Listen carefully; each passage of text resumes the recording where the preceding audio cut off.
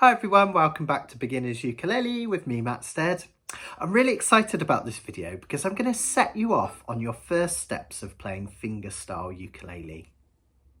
So first off, what is fingerstyle ukulele? So many people will describe it as a genre, but I think of it more as a technique. And it's basically where we're picking notes with our fingers rather than just strumming up and down when we're playing our ukulele. So it could be something as simple as picking a melody,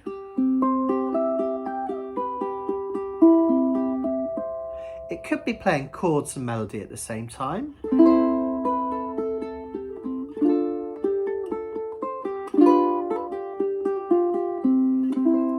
Or it could be playing accompaniment using a finger picking style.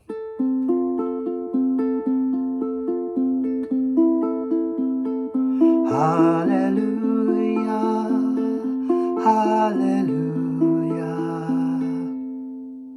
And today we're going to concentrate sending you off on your fingerstyle journey by learning to use it as an accompaniment. And as you continue your ukulele journey, you'll hear about all sorts of different types of fingerstyle music. Things like campanella, which is used for a lot of classical music, where we try and involve the high G ringing out over the top of arpeggiations. And also things like clawhammer, which is used for a lot of old time and bluegrass music. The reason I like to start with simple accompaniment style fingerstyle is we can combine it with the chords that you already know to create a really lovely form of music. So there's lots of reasons why we might play fingerstyle as an accompaniment to a song. There's a lot that it can really add, and one of the main ones is it's like ear candy. It can just make the verses or a chorus of a song much more interesting.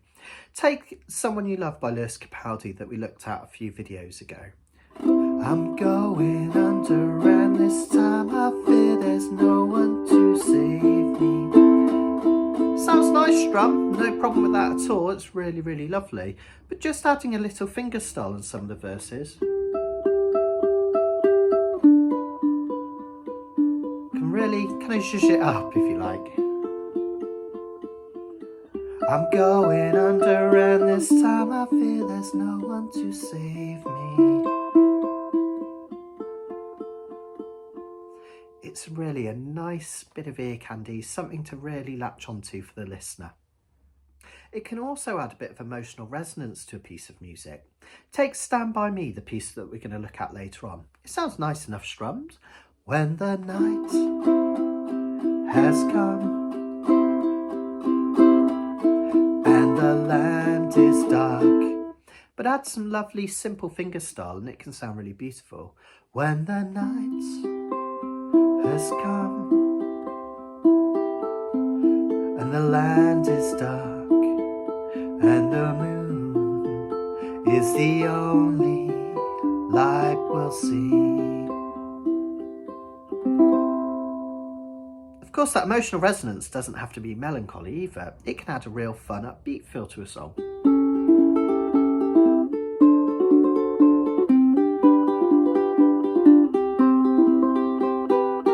Or even a real groove.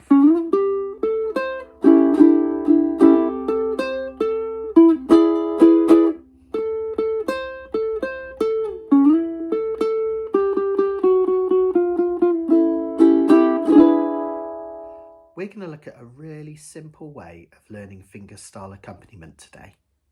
At its most basic, rather than strumming chords, we're going to arpeggiate them. Now, what does that mean? Arpeggiating is when, instead of hearing all the notes that make up a chord in one go, we hear them one at a time. And if we repeat that arpeggio again and again, we have an accompaniment that we could sing over if we wanted to. Have a listen to this sequence of chords for Stand By Me that we're going to look at in a short while. Instead of strumming the chords, I'm going to arpeggiate them, play the notes one at a time, and I'm just going to keep doing that again and again.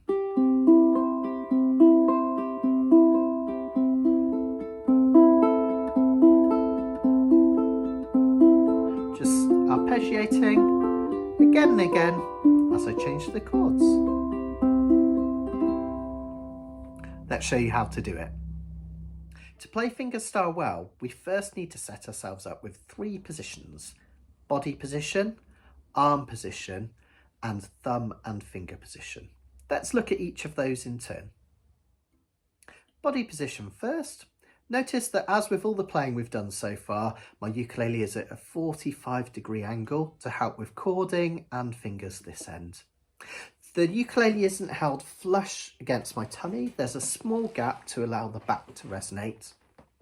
A strap is optional. It's not obligatory by any means, but you might find that it helps stabilise the fretboard this end.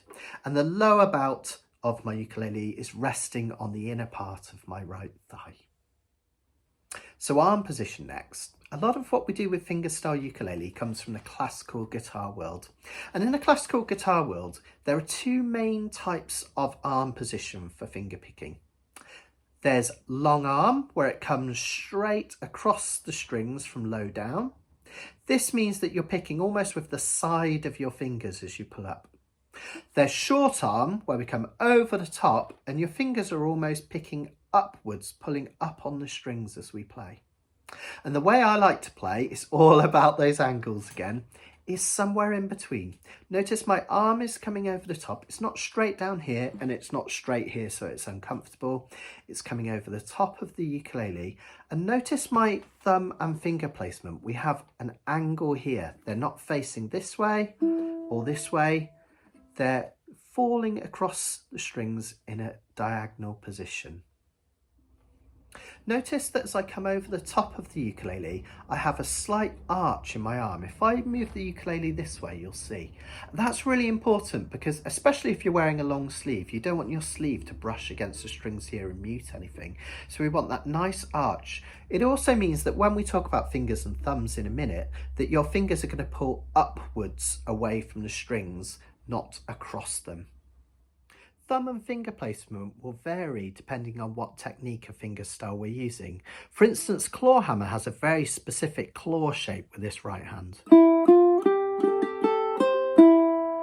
And sometimes I might just use the thumb and 2 fingers.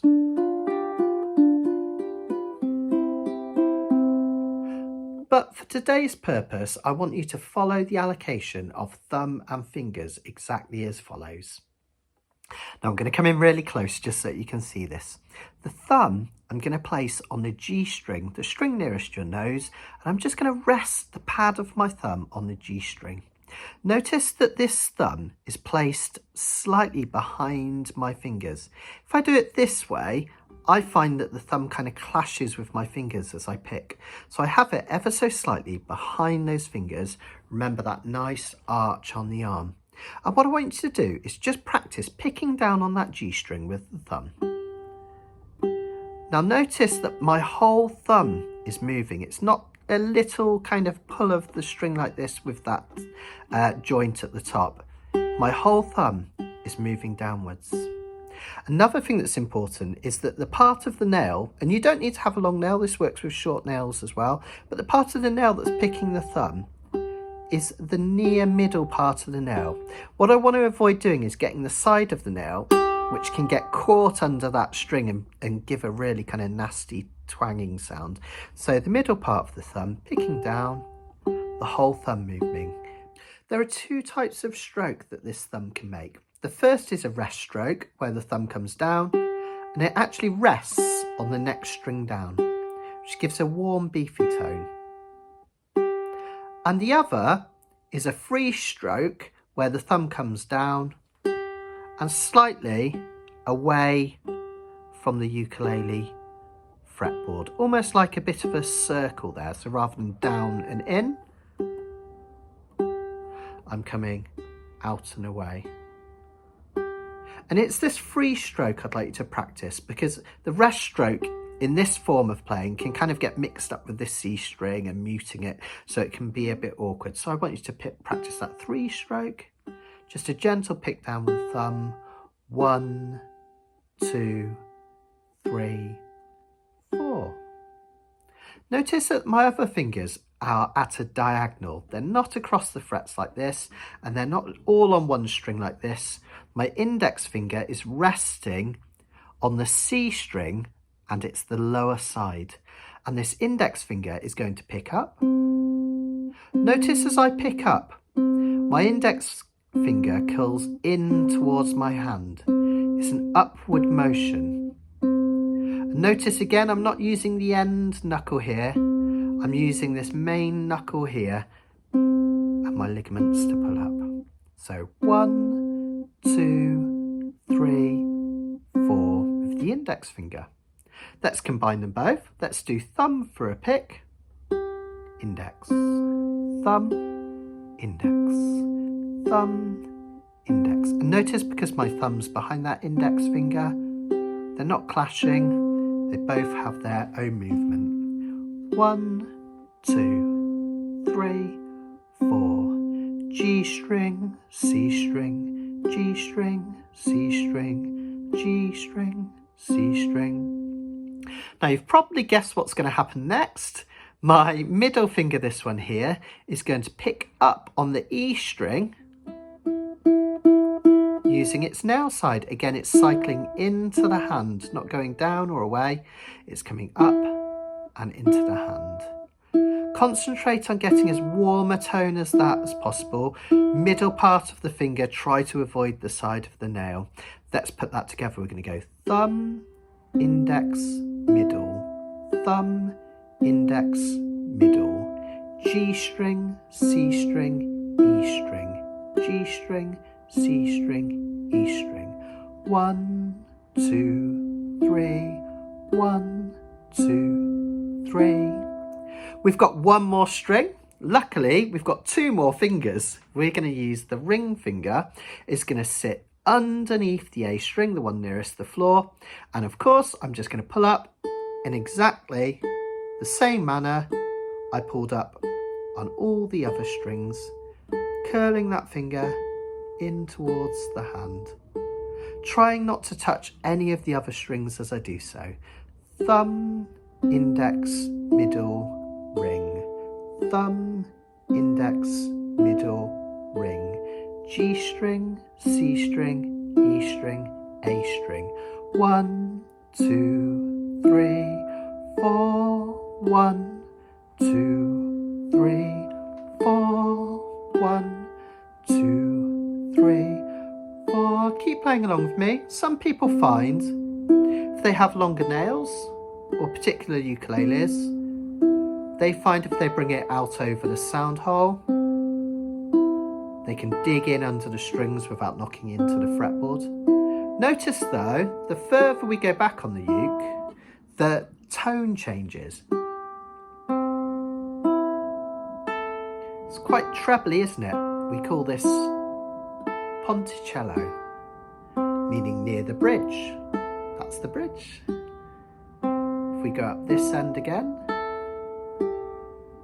notice the tone changing. Now it's nice and warm.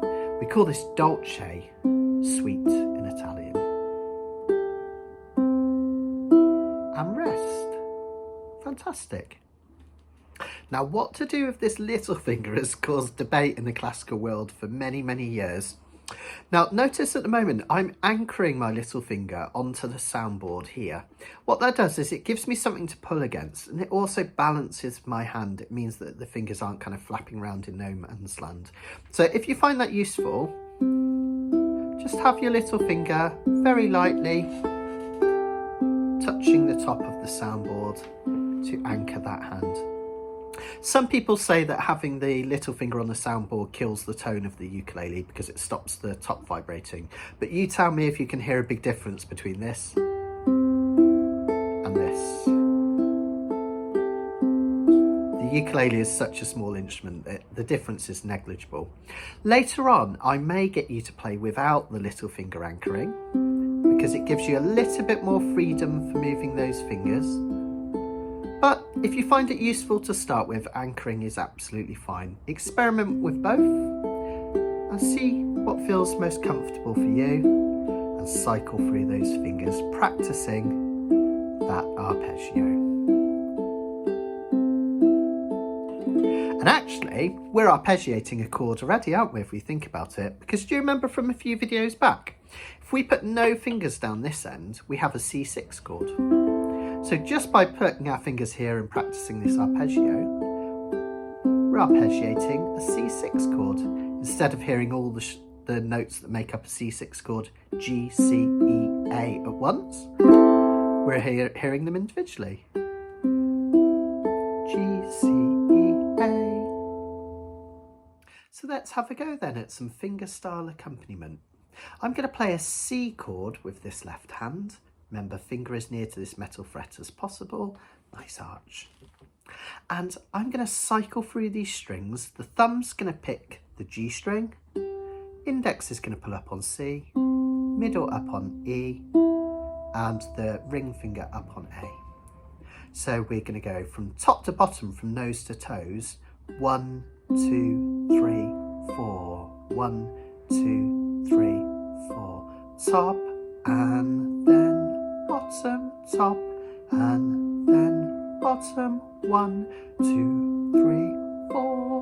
1, 2, 3, 4. Keep that really nice and constant. Might take you a while to get a nice warm tone. To get those fingers playing perfectly in time, just relax, play along with me. 1, 2, 3, 4. 1, 2, 3, 4. 1, 2, 3, 4. Fantastic. Now the difficulty with this, of course, comes in changing chord. Playing it over and over on a C isn't too tricky, though it does take a bit of getting used to. But changing between, say, a C, then another chord, an A minor, it's going to take a lot of work to not have a gap. But just like with our strum, how we don't want this strumming hand to stop whilst we change chord, I want you to practice keeping this right hand motion going, picking through all 4 notes without stopping. So if when we change chords, let's change from a C to an A minor, if there's a little gap with this left hand, that's absolutely fine as long as this right hand keeps picking. So let's practice 8 on a C and 8 on an A minor, and it will sound something like this. After 4, 2, 3, 4. 1, 2, 3, 4, 5, 6, 7, 8. A minor. 2, 3, 4, 5, 6, 7, 8. C. 2, 3, 4, 5, 6, 7, 8. A minor. Fantastic. If you have a gap like this, I'll show you in a second, where your left hand isn't quite ready, don't worry, just keep that right hand going no matter what. I know it's easier said than done, but it really helps. A minor and C. Try and be as zen as you can about it. If you make a mistake, just stop and start again. 1, 2, 3, 4, C. Just brush it off if you go wrong. Don't get anxious, just relax.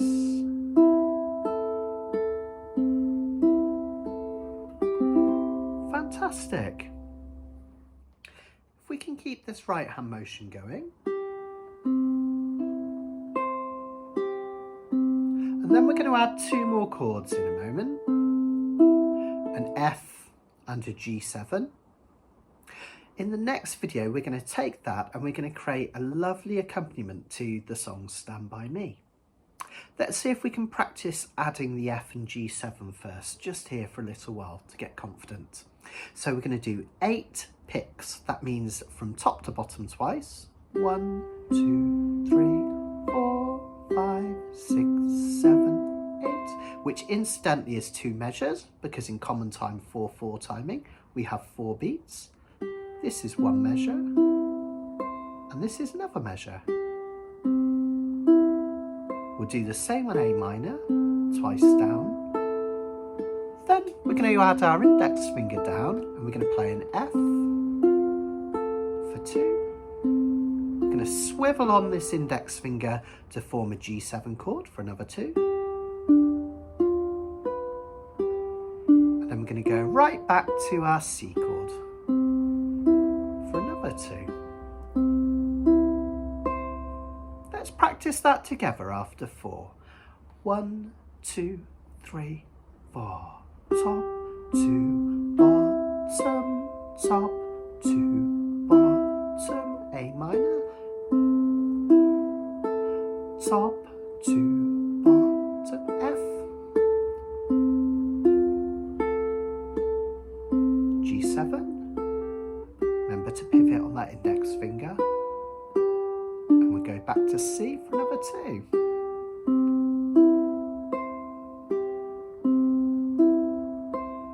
Fantastic.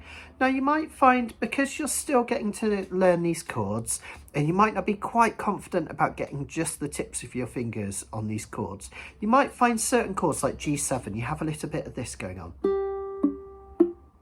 where it's not ringing out true. Don't worry about that at the moment. I don't want you to worry about that at all, really.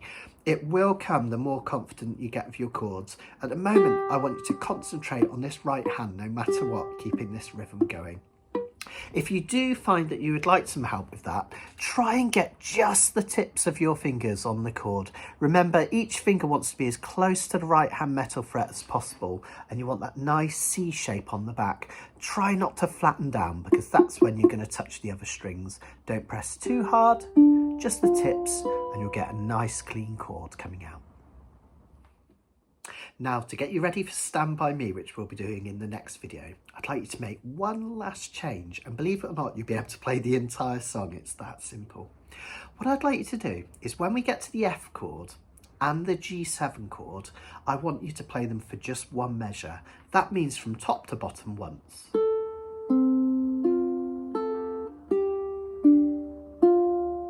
All the other chords, I'd like you to play for 2 bars, or top to bottom twice. I'll play it through once. You can join in the first time if you like, or if you're not sure, have a listen and then join in the second time. I'm going to use a C chord after 4.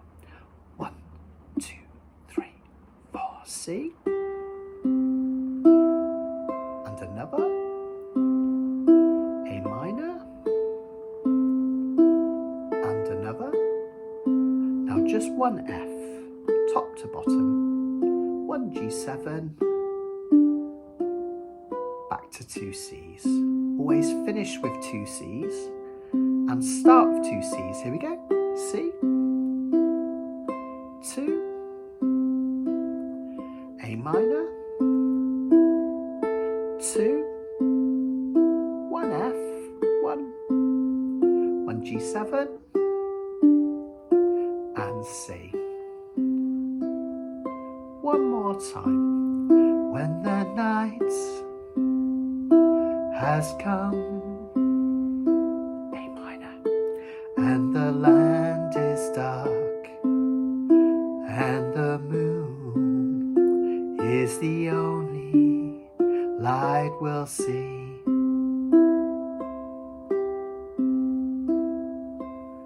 Fantastic. Now that was a bit of a tease, because in the next video we're going to put that all together and I'm going to show you Stand By Me. We're also going to investigate how these techniques, how these patterns are written out using something called PIMA style, which is going to go back to Spanish classical guitar. I'm also going to teach you how to do it in double time, when the night has come, so you can play it twice as quick and it will sound really, really lovely with the song.